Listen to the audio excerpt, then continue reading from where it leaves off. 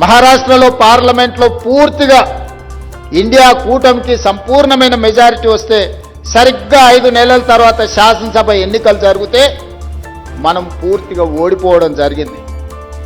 ఎందుకు ఓడిపోయినామని విశ్లేషిస్తే 1 కోటి ఓట్లు మహారాష్ట్రలో కొత్తగా చేరినాయి 4 నెలల్లో.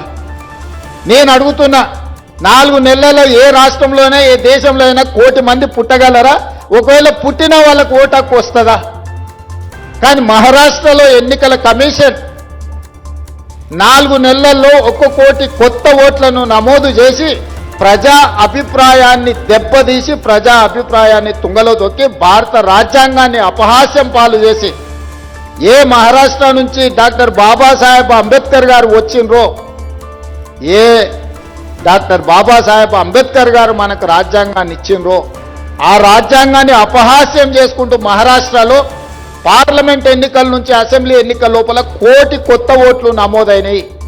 ఆ దొంగ ఓట్లే మహారాష్ట్రలో బీజేపీ ప్రభుత్వాన్ని అధికారంలోకి తీసుకొచ్చినాయి.